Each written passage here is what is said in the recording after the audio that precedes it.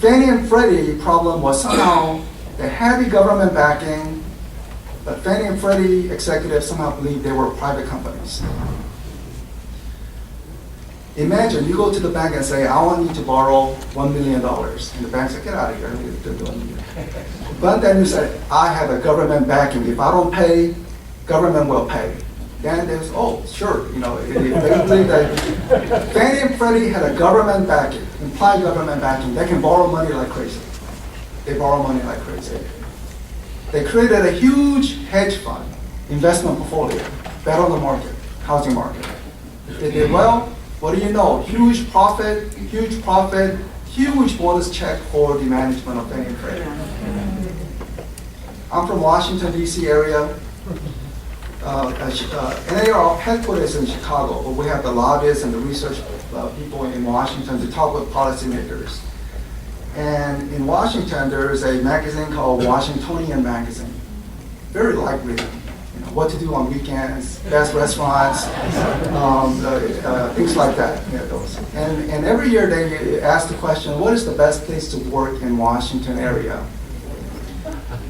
Year in, year out, consistently, it had been Fannie and Freddie. Everyone wanted to work at Fannie and Freddie.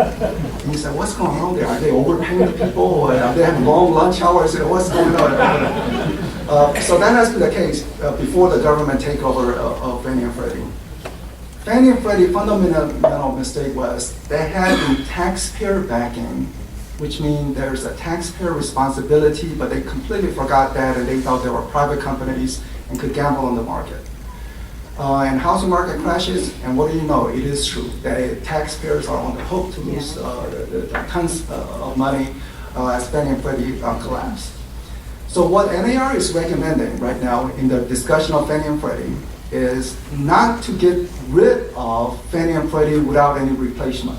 Because without Fannie and Freddie, right now in the past couple of years, Fannie and Freddie was not that private company, public company, strange situation. Today, it is effectively a government-owned company. In the past couple of years, Fannie and Freddie, because of Fannie and Freddie, mortgages continue to flow to some degree, not like the construction loan for the builders or the commercial real estate.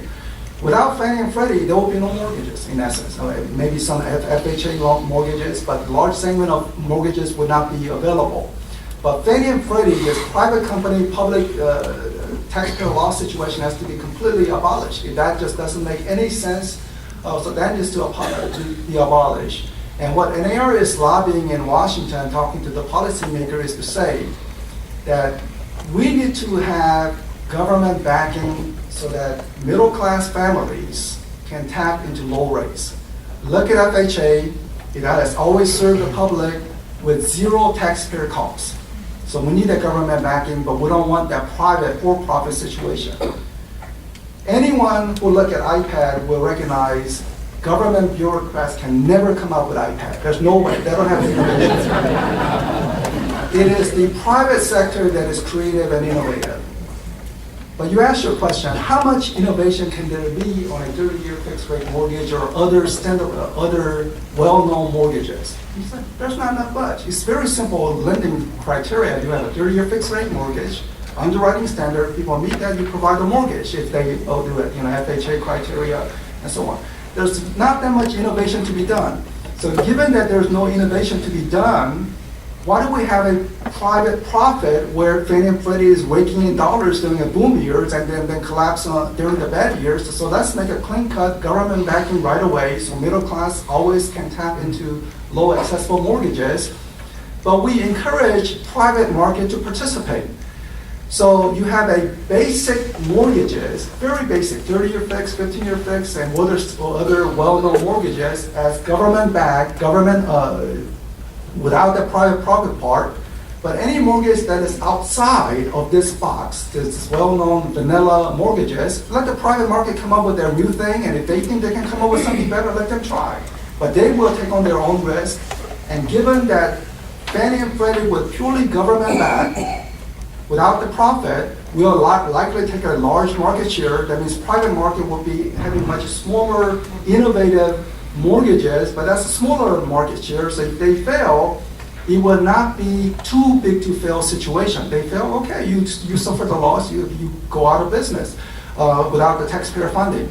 So that is NAR recommendation, because if we were to purely somehow get rid of Fannie and Freddie without a replacement, then you have a situation where mortgages will sometimes be available, sometimes not, just like jumbo mortgages. You have a situation also today where 4 large banks control about 80% of the originations. So you have, in essence, oligopoly or market power. So they will collude. I mean, collusion is illegal, so it's never an explicit collusion. But implicitly, they will say, you charge higher mortgage rate on consumers, I will charge higher mortgage rates on consumers. So you will be straight transfer of income from consumer to the large banks as a result, without any innovation to the new products. And furthermore, if Citi or JP Morgan, for whatever reason, was to go wobbly, who do you think you think that banks will somehow collapse? No, because it is too big to fail. Taxpayers will be on the hook.